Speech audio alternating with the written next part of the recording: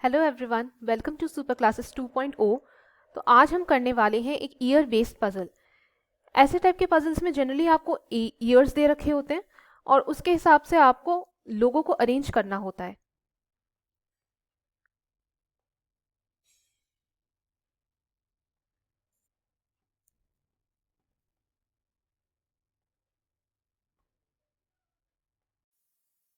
क्या है कि 8 persons were born in 8 different years.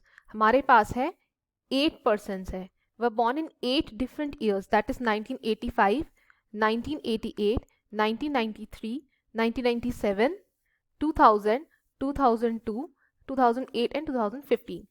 ये हमारे पास 8 अलग अलग ईयर्स दिए हुए हैं। तो सबसे पहले हम क्या करेंगे, इसके बेसिस पे हम एज कैलकुलेट करेंगे लोगों की। So their age is calculated with respect to the year 2020। तो 2020 के रिस्पेक्ट में हमें एजेस कैलकुलेट करने हैं। मतलब अगर अभी 2020 है तो एज कैसे निकालेंगे? अगर 1985 वाले की हमें एज निकालनी है तो 2020 माइनस 1985 कर देंगे हम, ये आएगा 35। ठीक है, तो 2020 वाले की एज 35 हो जाएगी। तो सबसे पहले हम क्या करेंगे, हम एक टैबुलर फॉर्म में बना लेंगे और जितने भी एजेस हैं और वो हम लिस्ट कर लेंगे।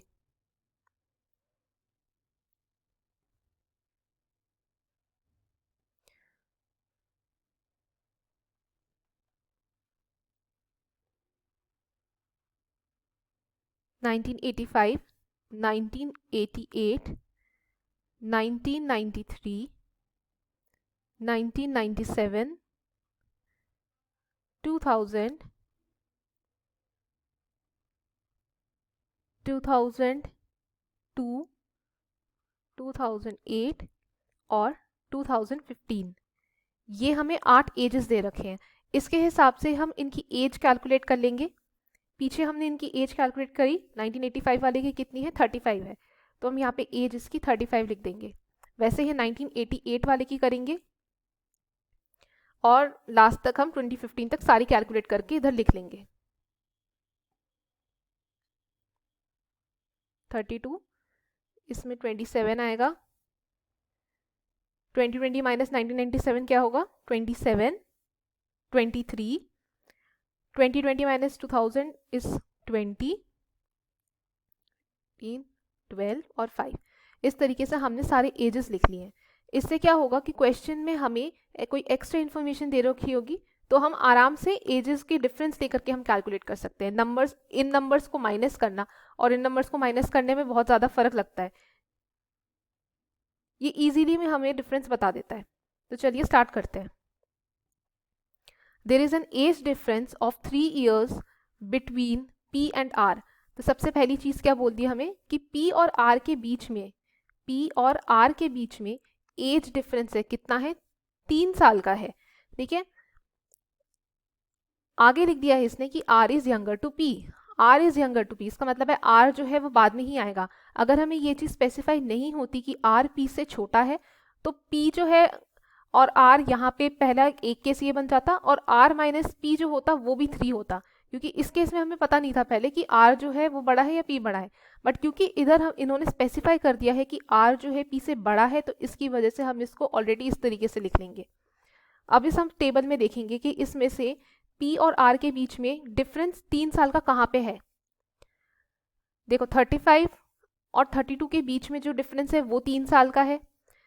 और कौन सा ईयर है, और हम देख सकते हैं 23 और 20, इसके बीच में जो डिफरेंस है वो 3 साल का है। तो पहला केस जो होगा हमारा वो बन जाएगा कि P यहाँ पे आए और 32 के यहाँ पे R आए। या तो P जो है वो 35 यहाँ पे हो और 32 हो, जो कि माइनस करने से हमारा 3 आएगा। दूसरी चीज़ क्या हो सकती है कि P जो है 23 का हो और R 20 का हो, उसका A जो है माइनस करने पे 3 होगा। तो इसके हिसाब से हम दो पॉसिबिलिटीज हम लिख लेंगे इधर। ये पी आर एक केस में यहाँ पे बनेगा, फिर एक केस में हम पी इधर लिख देंगे और आर इधर लिखेंगे। हम पी और आर को इस तरीके से तभी प्लेस कर पा रहे हैं क्योंकि हमें पता है कि आर जो है वो छोटा है पी से। अब आर जो छोटा है वो हमें कैसे पता चल रहा है, 20 तो छोटा ही होगा ना 23 से, और 32 एज जो होगी 35 से छोटी होगी, इसकी वजह से हमने इसको इधर प्लेस करा है। चलो आगे देखते हैं।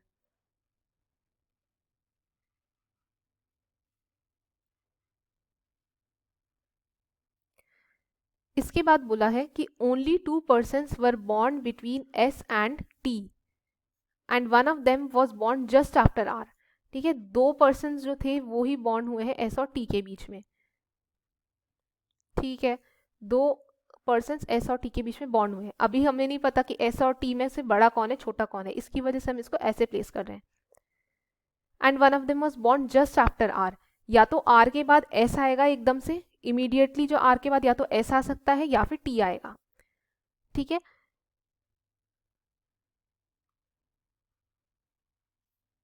फिर लिखा है कि V was born just after T, so V was born just after T.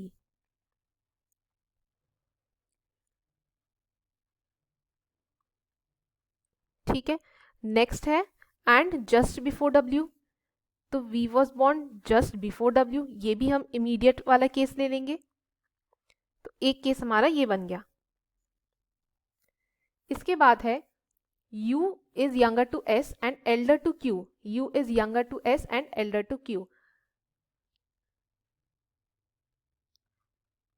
S and elder to Q. ठीक है, ये इस तरीके से आएंगे टेबल में, इस डायरेक्शन में ये अलाइन होंगे। Q who is not the youngest person, जो Q जो है वो youngest नहीं है, Q youngest नहीं है। ठीक है, अब हम इसको प्लेस करना स्टार्ट करते हैं। सबसे पहले तो हमने P और R का यहाँ पे प्लेस कर दिया है।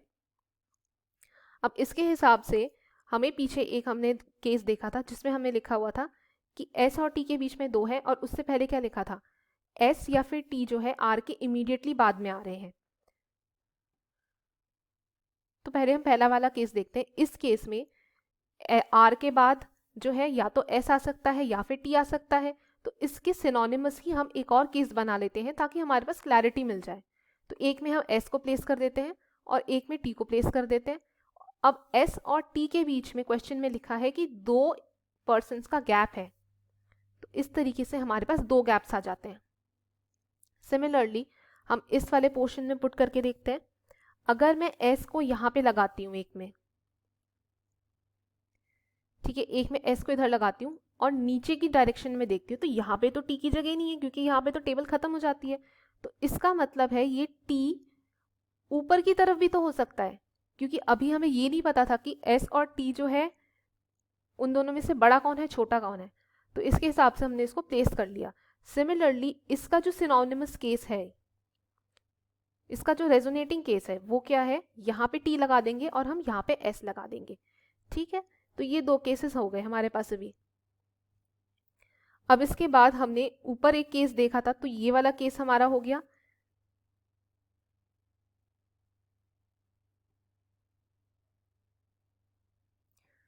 अब इस केस में क्या है, यहाँ पे टी वी यू जो है वो तीनों के तीनों साथ में लाई कर रहे हैं, तो मतलब टी के बाद जो है 2 डब्बे ऐसे होने चाहिए जिसमें वी और यू आ जाए।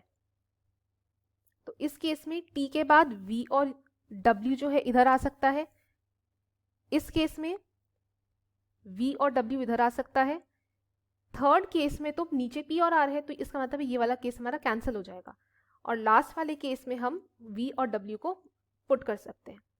तो इसका मतलब है हमारा ये वाला केस हो गया। अब इसके बाद हमारा ये वाला पोर्शन बचा हुआ है एस यू क्यू का। फर्स्ट केस में यू और क्यू तो इधर इजीली प्लेस हो जाएगा, नीचे भी यू और क्यू प्लेस हो जाएगा, बट एक कंडीशन है, ऊपर क्या लिखा है कि क्यू जो है वो यंगेस्ट नहीं होना चाहिए। इसका मतलब है लास्ट वाला जो केस बना, सेकेंड वाला केस बना, वो हमारा गलत हो गया। रही बात लास्ट वाले केस की, तो U और Q तो नीचे आना चाहिए इसके, बट यहाँ पे तो डब्बे ऊपर है इसके, तो इसका मतलब ये वाला केस भी कैंसिल हो गया हमारा। तो जो फाइनल आंसर हमारा बना है वो है case 1।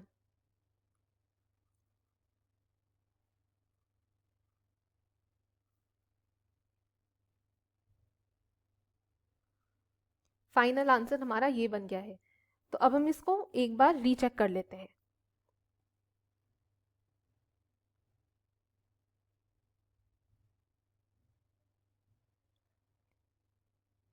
There is an age difference of 3 years between P and R. P और आर के बीच में 3 साल का गैप है। पी और आर 35 माइनस 32 क्या होता है? 3 होता है। बिल्कुल सही हो गया, फर्स्ट वाला केस बिल्कुल ठीक है। फिर R is younger to P, R younger to P है। हाँ, आर 32 ईयर्स का है, पी 35 का है, इसका मतलब है आर पी से छोटा है। नेक्स्ट है कि only 2 persons were born between S and T. 2 लोग एस और टी के बीच में होने चाहिए, तो एस और टी के बीच में ये दोनों है, बिल्कुल सही है। इसके बाद है and one of them was born just after R, one of them was born just after R. S और टी जो है उसमें से एक आर के इमीडिएटली बाद आ रहा है, एस आ रहा है, बिल्कुल सही हो गया है हमारा। फिर V was born just after T, V was born just after T, बिल्कुल ठीक है, जस्ट आफ्टर T है। फिर उसके बाद and just before W, so V was born just before W, बिल्कुल सही है। U is younger to S, U is younger to S, बिल्कुल ठीक है, U is younger to S है। एंड एल्डर टू Q है, एल्डर टू Q है, बिल्कुल ठीक है।